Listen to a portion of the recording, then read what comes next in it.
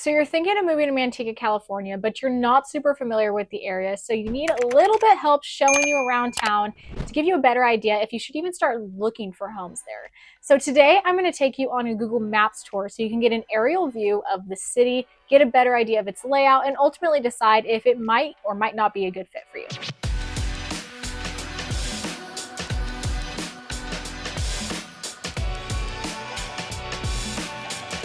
Hi, I'm Alex. I'm a realtor based out of Turlock, California, and I get calls from people just like you every single day looking to make a move here to the Valley. So make sure you tap that bell for notifications and hit subscribe so you can be the first one updated about the Central Valley real estate market. If you are looking to make a move here, my contact information is directly below, so feel free to book a Zoom call with me, give me a call, or send me a text, and I'd be happy to sit down with you and go over exactly what it is that you're looking for.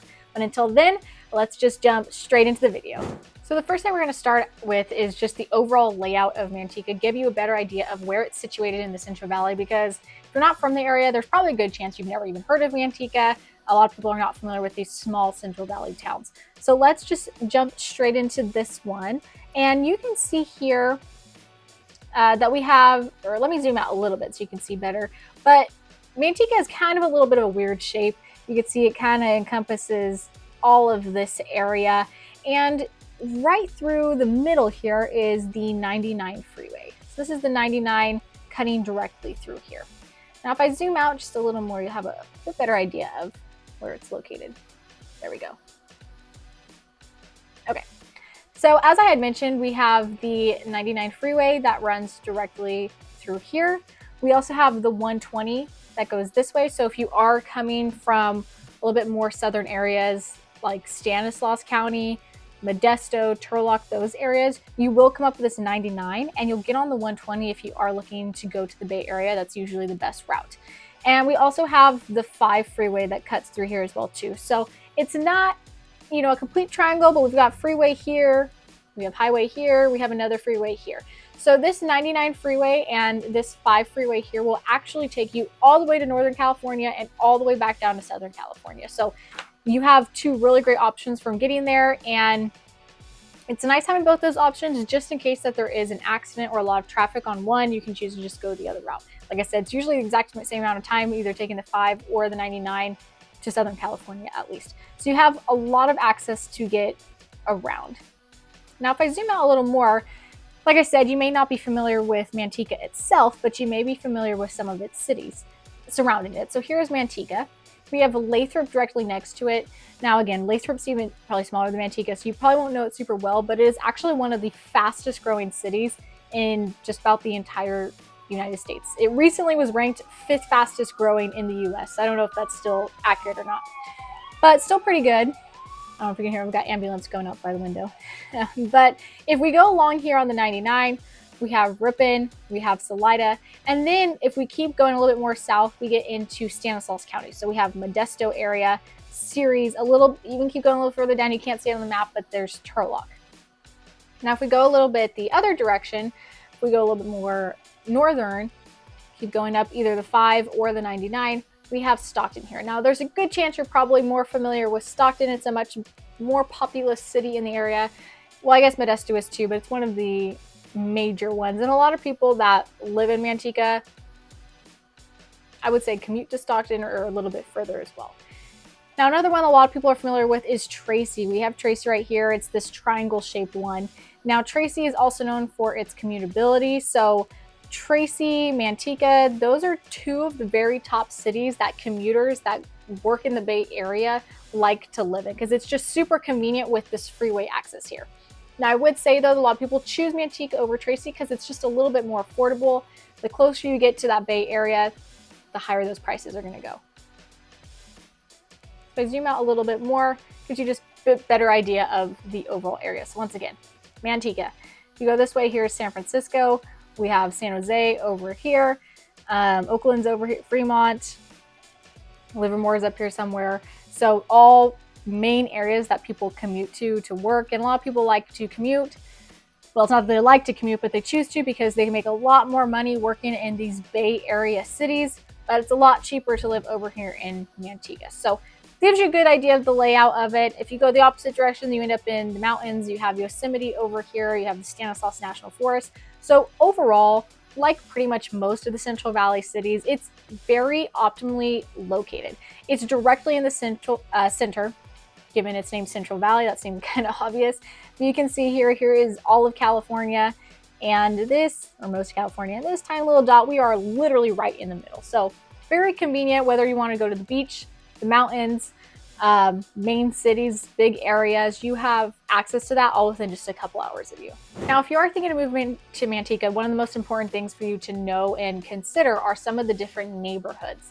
There's a lot of really great neighborhoods in Manteca. I'm going to go over 3 different ones, all in kind of a little bit different price points, just to give you an idea of what Manteca has to offer. And they'll all be in different locations, so you can see where more centrally located or something a little bit further away from the freeway if that's what you're interested in. So this first one I'm going to talk about is the Woodward Park community area. So we have the main part of Manteca over here, downtown area, and then this is Woodward Park over here. Now the homes here are pretty big. They're anywhere usually from 2,000 to 3,000 plus square feet, and they're fairly newer. They were built in the early 2000s. So if you are looking for just more space, room to grow, really just overall good size homes and lots, and this is the area you're going to want to look. And again, built in early 2000s, so all of these homes are around 20-ish years old, some a little bit more, some a little bit less. So not going to have some of the same issues that you have with really old homes, such as having to redo a bunch of the electrical or plumbing. Now, these homes being built in the early 2000s, they're starting to come up on that 30-year mark. What does that mean? Probably needing a new roof fairly soon if it's a composition roof. The HVAC system, if it hasn't been replaced already, may be coming to that. So that 30-year mark is where we tend to see a lot of some of the stuff needing to be replaced, primarily the roof. But just keep in mind, it's still newer, so pros and cons to each, of course. So the next one we're going to look at is the Union Ranch area in kind of Woodbridge. So this is up here, and they're also fairly newer subdivisions as well, built into the 2000s and 2010s. Now these homes range from 500 to 700,000, so going to be a little bit less. And sorry, I think I misspoke. The Woodward Park area, those homes can be a little bit more than that as well too. I was thinking of this Union Ranch, but these ones are 500 to 700,000. Similar to the other ones, pretty good size, a little bit smaller than the last ones in Woodward. These are going to be 1,500 to 2,500 square feet on average. Now, of course, you can find some that are a little less, some a little more, especially if someone maybe did some add-ons to the home. But this is a really great option for maybe you need some space, but you don't need, that 3,000 plus square foot home, or maybe you just don't want the maintenance of a home that big. So this is a good option up here in northern Manteca too. Now the last one I want to show you, and I am in the right area now so I can see, this is this main area here. So this is downtown Manteca. So we're going to get, just like any of the downtown areas, we're going to see some older homes. These were mostly built in the 1940s and 1950s, and they're going to be a little bit smaller too. And if you watch my other videos talking about downtown areas in the Central Valley, at least, this seems to be a common theme throughout all of them, because the downtown area normally has some of the first originally built homes. So of course they're going to be older. Now keep in mind though, if you are buying an older home, there's a good chance that they're going to be smaller as well too. So if you have a lot of people living in your house, these homes around here may not be a great option for you. A lot of times they're only 2 to 3 bedrooms, maybe around 1,000 square feet. Some are a little smaller, some are a little bigger. Again, especially if a lot of people at the time maybe converted their 1-car garages into a room, that adds on some space. And here too, you won't find the big 3-car garages. It's going to be on average maybe no garage or 1 garage. You may find a 2-car garage in there somewhere, but keep in mind if that's 2-car, that does add a little bit of value to the home, so it may be a bit more expensive. But I personally love seeing some of these older homes throughout here, just because they have that kind of 1940s, 1950s charm that you don't really see with some of these newer tract homes. So those are a few different areas to consider, all in very different price points. Now, keep in mind too, those are just 3. I can't go over every single neighborhood with you in this video, but within Manteca, there's tons of different neighborhoods. So we just went over one in northern, one in central, and then one in a little bit more southern, just to give you a variety. But in general, we have all these other empty spaces over here as well too, that could be potentially a good fit for you. So moving on to the next section, we're going to talk about some of the shopping and dining here in Manteca. Manteca has grown quite a bit and has become an area where people do come to do some shopping and dining. So we're going to look at some of those areas. The first, of course, is downtown Manteca. There's going to be some local shops, local businesses, small businesses too. So you're not going to get those really big chain stores or chain eateries. You're going to find more family-owned establishments there. And if you do live in Manteca, I would love to know some of your recommendations for the next time I'm in the area, because I do love to mostly support local and then go to some of those bigger areas. Now, the other part I'm going to talk about, I'm going to zoom in so you can see a little better. It's right along the 120 here, and that is the promenade shops at Orchard Valley. So it's all of this right here. So you can see Bass Pro Shops is the main attraction here. A lot of people love to visit. I know during holidays, they do pictures with Santa for kids. They have some different events throughout the year. Most of the people just enjoy coming and looking around. Even if you're not into all that outdoor stuff, hunting, fishing, boating, there's something just so interesting about going to a Bass Pro Shop. If you haven't, check out this one in Manteca. It's just neat to see. I don't even really know how to describe it unless you've been in one. And it's not like Bass Pro Shops are all over. I mean, it's a chain, there's multiple of them, but it's the only one in our area. So definitely go check that out if you're there. But in this shopping center, we also have JCPenney. We have the movie theater, the AMC that's here. And you can't really see them. It doesn't point out probably because they're not big enough stores, but all throughout here, there is some shopping and dining, some local restaurants as well too, and just a couple other boutique stores. Now, technically it's not in the same promenade area, but on the other side of this Union Road, we do have Living Spaces over here as well too. Now, Living Spaces opened, it's only been open maybe a few years or so. It's not that old, but it's a huge warehouse for furniture. And I personally, when I bought my first house, got my sofa and a couple other pieces of furniture from here. And it was just, everything about it was just super convenient and easy and fairly affordable as well too. So for my couch, for example, I picked out the style that I liked, and then I picked out the fabric that I liked and the color. And it was a Living Spaces brand. It wasn't some name brand. And then they sent it to their warehouse. They put on the fabric and the type of color that I wanted, and then shipped it to my house and had someone actually come in and deliver it. It came completely installed. I did not have to sit there with a million different screws and bolts trying to figure out where everything goes. All I had to do was take off the plastic wrap. So that was super convenient. And they do have a lot of name brand furniture too, if that's something that you care about. So that was total sidebar, but from my experience, super easy to look at or to purchase from. Now the other one is this Mission Ridge Plaza area. Over here, you're gonna get some of those bigger stores. So like we have Walmart, we have Safeway. I wanna say there's a Target around here somewhere, but it might be outside of that shopping area. Denny's, of course, I don't know why that pops up, but just some big name chain stores and eateries that are going to be here. So these two areas are both right off the 120. So even if you don't live in Manteca and maybe live in a nearby city, it's super easy to get to since you don't have to drive through town to get there. Now within Manteca and some of the surrounding areas, there actually is a good amount of stuff to do and family-friendly options. The city actually dubs itself the family-friendly city, I think is what it is. So the city itself does cater to some younger audiences, which is nice if you have children.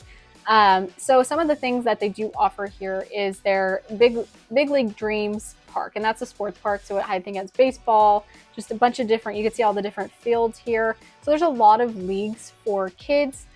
They might even have adult leagues. I don't know, I've never played on a Manteca adult league, but super convenient, and it's a really nice just park area too, even if your kids don't play sports. So, and then the next one that I would say is the biggest benefit and super fun for kids, adults, teens, everybody is the Great Wolf Lodge. And that's right here, right off of the 120. And if you're not familiar with what Great Wolf Lodge is, it's an indoor water park and hotel. So you do have to book a night's stay with them, and then you do have access for that full day to their water park area. So no matter what the weather's like, it doesn't matter because it's heated, it's inside. So rain or shine does not matter, this water park is open. So that is a lot of fun for the whole family, not even just kids. I think it's a lot of fun even too. So definitely go check that out. Even people from surrounding areas love to go visit it. Now this one isn't specifically in Manteca, but it's right next door here in Lathrop. I don't know exactly where it's at, but it's somewhere. I know it's close off the 5, but it's here in Lathrop, and they have the Deloso Family Farms. Now that is a huge, it started as a pumpkin patch and corn maze. Now it's turned into just nearly a theme park minus the roller coasters. So we have pumpkin patches. We have a huge corn maze. They usually have haunted houses. They have these big slides to go down that are, I mean, with like the carpet you sit on and all that. You can pumpkin launch where you literally put a pumpkin inside of a slingshot and shoot it. I don't know the full details on that one. I haven't done it, but it always sounds a lot of fun. And they have just like so many different things. And every single year they seem to be adding on more and more attractions. It kind of reminds me of like an early on Knott's Berry Farm. So that's really neat that we have this right here. And in the Central Valley, we do have a lot of pumpkin patches, corn mazes, but something to have this many attractions is not something common that we have. Something this big, we usually have to drive a little bit further for. So I think it's really, really cool that we have this directly in Manteca's backyard. So I hope that gave you a little bit better idea of the layout of Manteca and what it has to offer. While it's not the biggest city, it does have quite a few attractions and a decent amount of shopping and dining. And I know a lot of people, even including myself from nearby cities, do drive to Manteca to usually visit Bass Pro or Del Oso Farms, Great Wolf Lodge, all of that. So if you are thinking of making a move to Manteca or are just curious about the area, feel free to book a Zoom call with me, send me a text, or just give me a phone call. And I'd be happy to sit down with you and go over exactly what it is that you're looking for. Until next time, I really hope to get to show you around town.